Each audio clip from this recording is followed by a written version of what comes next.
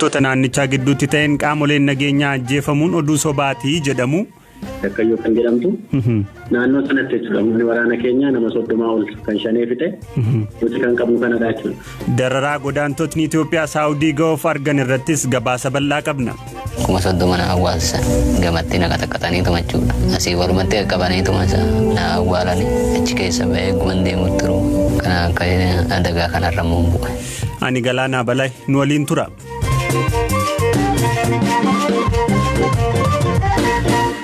Filannoon biyyaalessaa Itoophiyaa jaaffaan torban har'aa gaggeeffama. Dhaabbileen siyaasaa filannoo kanarratti hirmaatan duula filadhaa haga dilbata kaleessaatti yeroon qabameef xumuranii guyyaa sagaleen itti kennamu eeguu jalqabaniiru.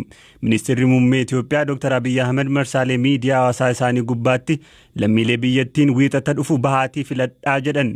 Filannoon kun biyyattii filannoo bilisaa fi haqa qabeessa isa jalqabaa akka ta'u abdii qabnas jedhan. Filannoon kun Oromiyaa keessatti dhaabbileen siyaasaa dorgomtoota dhaaba badhaadhinaa jabaa ta'u jedhaman adda bilisummaa Oromoo fi Koongireesiin Federaalawaa Oromoo hin hirmaanne itti gaggeeffama.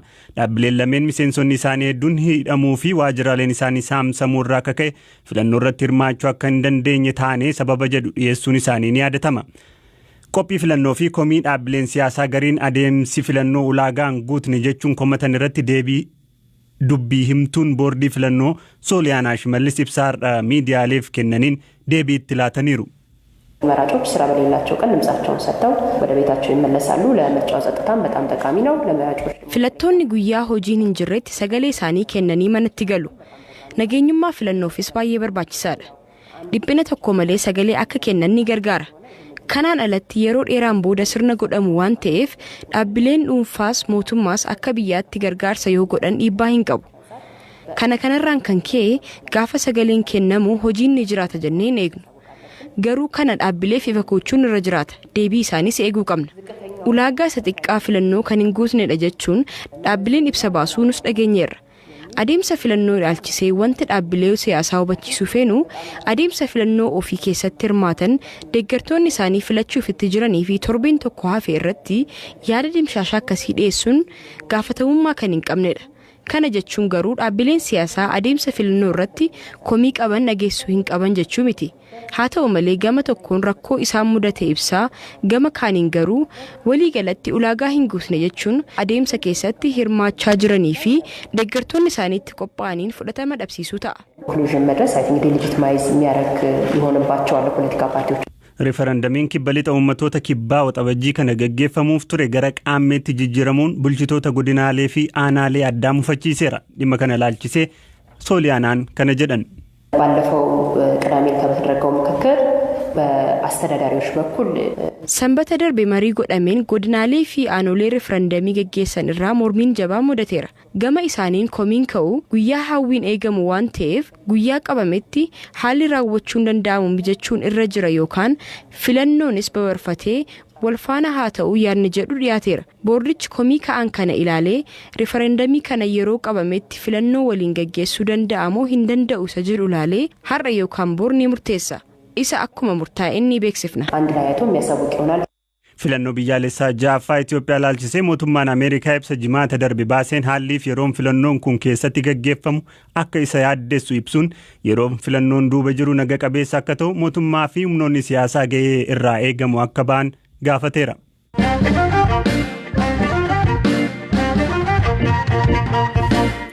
Dhuma torbee darbee godina Horroo Guduruu Wallaggaa aanaa Jaardagaa Jaartee gandaa Kuyyuu jedhamtu keessatti walitti bu'iinsa qaamolee nageenyaa mootummaa fi qaamolee mootummaan abaa'oo shanee jedhuun gidduutti gaggeeffameen humnoonni mootummaa 27 ajjeefamuu fi 10 madaa'an jedhamee kagabaafamu sobaa jedhan bulchaan godina Horroo Guduruu Wallaggaa obbo Baqqalaa Disaasa. Itiyoophiyaan Insaayidar bulchaa aanaa Jaardagaa Jaartee obbo Abiyoot Baqqalaa wabeeffachuun jimaata darbe gabaasa baaseen gandaa Kuyyuu jedhamtu keessatti haleellaa hidhattootni bananiin qaamoleen nageenyaa 27 ajjeefamanii 10 madaa'uu ibsee ture. Bulchaan godinichaa garuu ganda jedhame keessatti walitti bu'iinsi godhamuu mirkaneessuun hidhattoota 30 ta'antu ajjeefame malee oduun qaamoleen nageenyaa ajjeefaman jedhu sobaa jedhan. Yeroo darbe Jaardagaa Jaarteetti walitti bu'iinsi tahamee naannoo abaa'oo shanee naannoo 30 ta'u humni keenya barbadeessee jira jechuudha. Garuu immoo ishee yeroo hundaa soba haasofeetti sangaan aletti akka humni keenya miidhameetti haasofte jechuudha. an akka bulchaa godina sanaatti akkan uummata bakka bu'ee jirutti shiftaan kun uummata toosaan saamuuf halkan dawoo godhatanii qabeenya uummataa lubbuu uummataa saamuuf jedhaniiti qaamni mootummaa nageenya uummataaf nageenya biyya kanaaf dhaabbate barbadeessuu danda'ee jira. Isheen immoo garuu faallaa kanaatti anaa saamaa jiru. Kanaaf godina keenya keessatti uummanni godina keenyaa duula isa xumura duula abaa'oo shanee isheen balleessina dheeti xinnaa guddaan jaartiin jaarti amma duula irratti duulaa jira jechuudha. Kanaaf iddoo galtuu dhabdee jirtu waan ta'eef isheen immoo olola sobaa waan adda addaa faabrikeet gootee Kanaaf amma odeeffannoon qaamoleen nageenyaa mootummaa 27 ta'anii aanaa jaardagaa jaartee keessatti ajjeefamanii kan hafan 10 ta'an immoo madoo ta'anii jedhamee odeeffannoon gabaafamu dhugaa miti jettu. Sirrii miti warri kana haasa'anis haasaa masheeti yoo ta'e malee haasaa abaa'oo shaneeti yoo ta'e malee haasaa qabatamaa lafarra jiru miti. Naannoo gandadha naannoo addaati akkayyoo kan jedhamtu. Naannoo sanatti jechuudha humni waraana keenyaa nama 30 ol kan shanee fixe nuti kan qabnu kanadha jechuudha.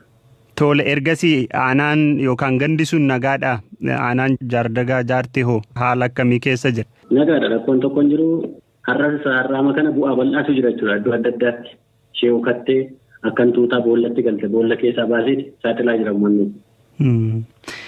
Lixa Oromiyaa dabalatee kibba Oromiyaa bakka amma hidhattootni socho'anittis qaamoleen nageenyaa mootummaa Eertiraa bobbaafamaniiru oduun jedhu irra deddeebiidhaan dhagahamaa jira. Naannoo keessanitti qaamoleen nageenyaa mootummaa Eertiraa bobba'anii jiru. Qaamolee nageenyaa Eertiraa miti biyyi keenya Itoophiyaan caasaa nageenya isheetiin miti Itoophiyaaf akka gaanfa Afrikaattuu biyya beekamtudha. Har'a shiftaa kana uummanni shiftaa kana milishaan keenya poolisiin idilee keenya ari'ee qabaa jiru. Qaama nageenyaa Eertiraa gaafatamus hin jiru ta'uus hin danda'u tasa waan akkasii hin jiru. Kun soba waan fakkaannes waan ta'uu dandeenyus jechuudha. Bulchaa aanichaa obbo Abiyootiin argachuuf yaaliin taasifne milkoofne jiraattonni naannichaa BBC'n dubbisee lakkoofsa qaamolee nageenyaa ajjeefamanii akka adda hin baafne garuu ammoo haleellaa tasa raawwatame kanaan qaamoleen nageenyaa hedduun ajjeefamuu mirkaneessaniiru. Bulchaan aanichaa Itoophiyaan Insaayidar waabeeffate haleellichi kamisa ganama sa'a tokkotti qaamolee poolisii federaalaa 47 fi miseensota milishaa 2 hidhattoota adamsuuf socho'aa turan irratti raawwate jedhan. Gama kaaniin koomishiniin poolisii Oromiyaa duula guyyoota 4 akka lakkoofsa Itoophiyaa caamsaa 24 haga 27 bara 2013 godina Gujii fi Booranaa keessatti hidhattoota abaa'oo shanee ittiin jedhu irratti geggeesseen hidhattoota 95 ajjeesuu fi hedduu madeessuu gabaaseera.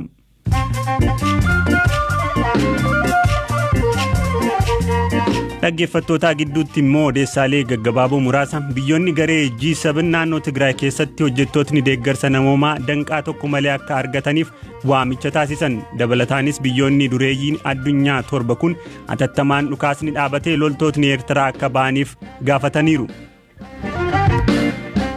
Gama kaaniin naannoo Tigraay keessatti maqaa deeggarsa namoomaa kennina jedhuun dhoksaadhaan meeshaa waraanaa hidhattoota TPLF'if galchuuf yaalaniiru jedhan Ministeerri Muummee Itti Aanaa fi Ministeerri Dhimma Alaa Itoophiyaa obbo Dammaqa Mokonnin.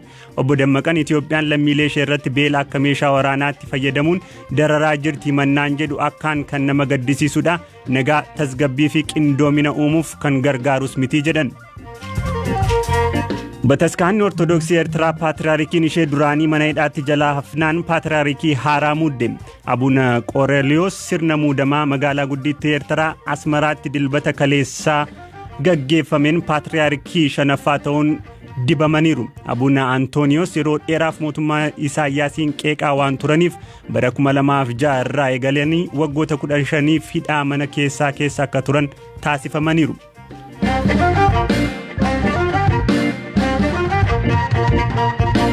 Odeessa keenya akka xumuraatti ceeneerra waggaa waggaatti godaantotni Itoophiyaa 1000 lakkaa'aman gammoojjii galaanaa fi naannoo waraanaa keessa darbuun imala gara kiiloomeetira 2000 taasisuun gara Saawudii Arabiyaa seenuuf yaalu. Godaantonni hedduun daandii isaanii kanarratti saamicha, dararaa, beelaa fi du'aaf saaxilamaa jiru. Gabaasa addaa BBC Afrikaa Firaafolii Dhugaasaa akkanaan qindeessiteetti. Mustafaa Jamaal jireenya cimaa Itoophiyaa keessa jiru miliquu waan barbaadeef maallaqaa fi karoora malee imala gara hamaa Saawud Arabiyaa filate. Kana qonnaa amma yoomii qonnee wanneen nu darba taxaqqamee qofa wanneechuuttira hojjetachuuttira. Lammiileen Itoophiyaa hedduun jireenya fooyya'aa argachuuf jecha biyya isaanii gadhiisanii ba'u. Kana milkeessuufis baay'een isaanii karaa seeraan alaan gara Jibuutii seenanii Saawudii ga'uuf imala kiiloomeetira 2000 taasisu. Jalqaba kiiloomeetira hedduuf gammoojjii keessa darbuu qabu. Sana booda kan eeggatuun galaana diimaa qaxxaamuruun Yaman seenuudha. Sanarraa galma dhumaa isaanii Saawudii ga'uuf naannoo waraanaan jeeqamaa jirtu keessa darbuu qabu. Kanaaf amantaa maallaqaa fi lubbuu isaanii namoota isaan daddabarsaniif kennuu qabu. Wagga waggaan utuu gammoojjii Jibuutii qaxxaamuruuf yaalanii godaantonni hedduun dheebuudhaan lubbuun isaanii ni darba.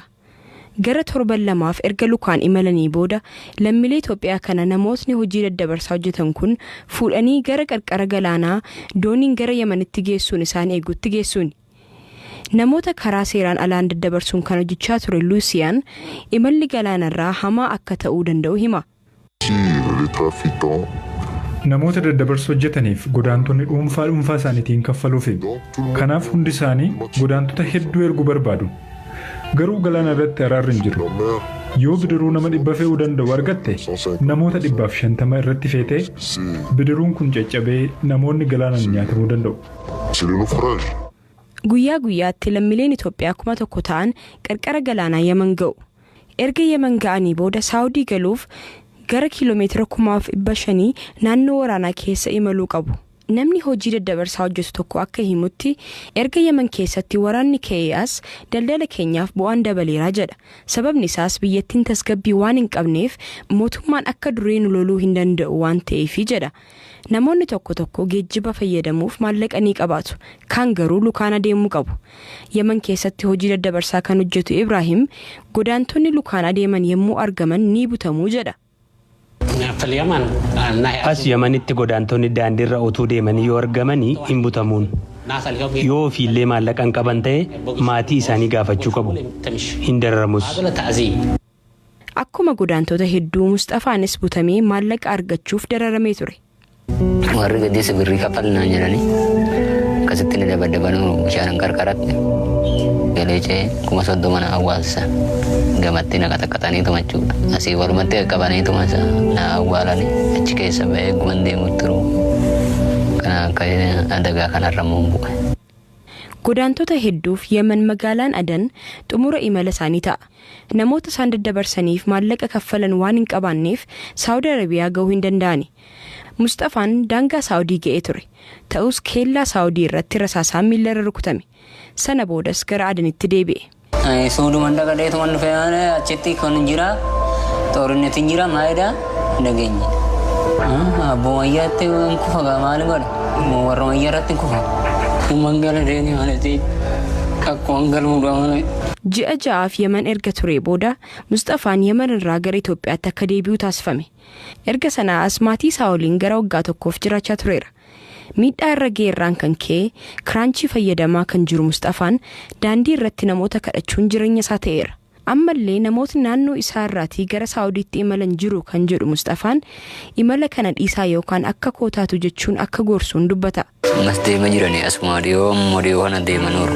Aboonni nani gortu karaa Yemeniin deemina akka ani ta'e kana ta'e janeeti katamu kana keessa ijoollee 4tu deemera. Tibba kana Saawudiitti godaantotni Itoophiyaa rakkoo keessa akka jiran himachaa jiru hordofnee kan isinii dhiyeessinu ta'a. Qophiin har'aaf jennee qopheessinis asuma irratti goolabamaa kan isinii qopheesse Firaafolii Dhugaasaati. Katooraan isinii dhiyeessaa ture Galaanaa Balaa. Waan nu hordoftaniif hedduun isin galateeffadha. Horaa bulaa deebana.